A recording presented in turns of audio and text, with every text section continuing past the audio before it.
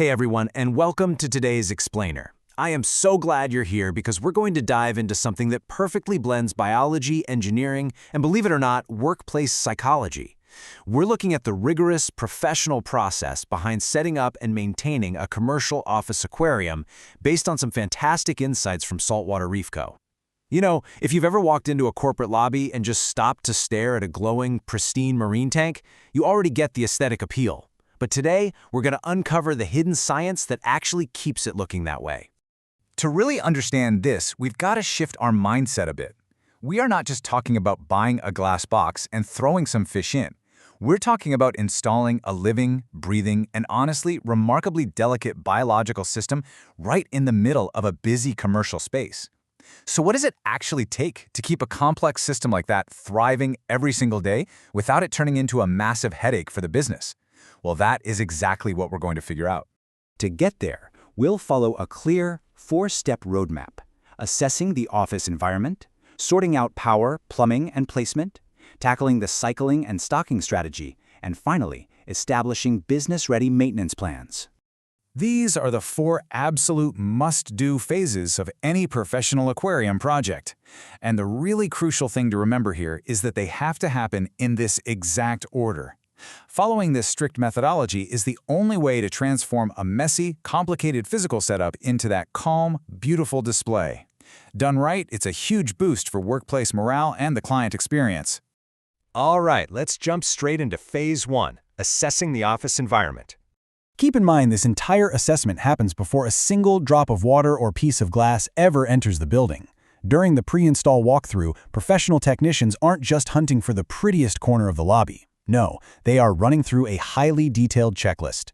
They're evaluating structural suitability, because let's face it, water is incredibly heavy. They're checking for reliable water and power access, drain placement, and proper ventilation. They're also looking at visibility from common areas to get the maximum visual impact. It's all about making sure the tank actually fits into the daily operational realities of the office. For example, you might not immediately think about foot traffic, but it is absolutely paramount. Imagine placing a tank in a high-stress bottleneck where people are constantly rushing past or slamming doors. That causes acute stress to the aquatic life. And stressed fish? Well, they get sick, which cascades very quickly into severe water quality issues. So a true professional assessment ensures the tank is placed where it can be enjoyed without disrupting the workflow or stressing out the animals. Moving right along to Phase 2, power, plumbing, and placement. This is where we get into the hidden, under-the-hood science. Once a site is approved, the team sets up the infrastructure to guarantee perfectly consistent water parameters. And we're talking about serious commercial-grade filtration capacity here. You need secure power routing with protected outlets, because salt water and electricity are a very bad mix. You need accessible plumbing so that routine service doesn't feel like a major construction project. Cable management, heater placement, pump location, it is all meticulously planned out. This keeps the whole system tidy, low risk, and mechanically sound. Now, think about the environmental factors in your standard office. Sticking a tank right in direct sunlight or under a blasting HVAC vent might look great at first, but biologically, it's a total disaster. Direct sunlight triggers explosive, uncontrollable algae growth, while HVAC drafts cause rapid, dangerous temperature swings. Both of those things literally multiply your future maintenance workload. By picking highly controlled interior locations instead, installers are proactively solving massive problems before they even start. Okay, on to Phase 3, cycling and stocking strategy. This is where we essentially build the biological engine of the aquarium. And the key concept here is biological cycling. This surprises a lot of people, but the setup phase is not actually over on installation day. You literally never add fish on day 1. A marine system needs this biological cycling period to allow beneficial bacteria to grow in the filter media and the sand. These bacteria are the unsung heroes that convert toxic biological waste into safer compounds. The water chemistry absolutely has to stabilize first. So while that invisible bacteria is doing its thing, the technicians are busy running pre-operation equipment tests. They verify the filtration flow, check the heaters, and map out the internal circulation patterns. And here's a detail I find really fascinating. They specifically align the tank's lighting schedule with the office's routine. It's a super delicate balancing act. You obviously want the tank lit up when people are actually there to see it, but you also have to strictly limit the total hours of light to keep algae under control. The source material puts it perfectly. Establish baseline water targets early, documenting starting parameters so changes can be tracked over time. This right here is the major difference between a casual hobbyist and a professional. It is all about the data. By tracking these metrics from day one, technicians prevent sudden, invisible chemical swings that could severely shock the new fish once they finally get introduced. Which brings us to our final step, Phase 4, business-ready maintenance plans.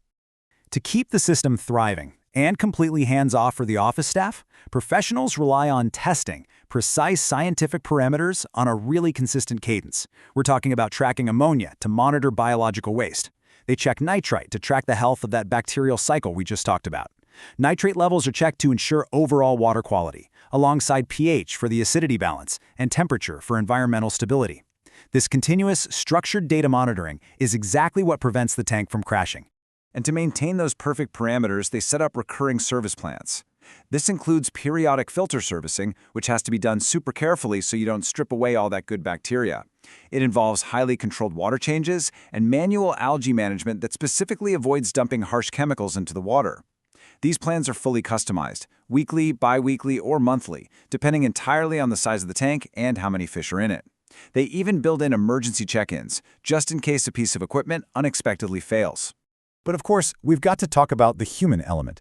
Let's be real. We all know that one well-meaning coworker who might try to dump half a container of fish flakes into the tank because the fish, looked hungry. Professionals have to provide clear, friendly guidance to the staff to prevent these unauthorized daily adjustments. Just knowing what not to overfeed and exactly when to call the provider eliminates a massive amount of day-to-day problems. And this really brings us to the core philosophy of the whole endeavor.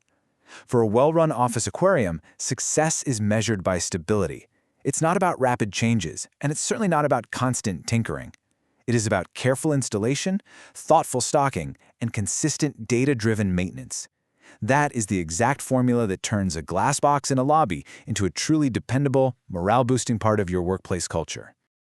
So I want to leave you with a provocative question to chew on.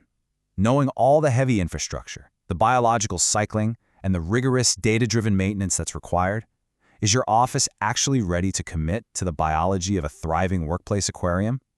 It can be an absolute game changer for any commercial space, provided you really respect the science that keeps it alive.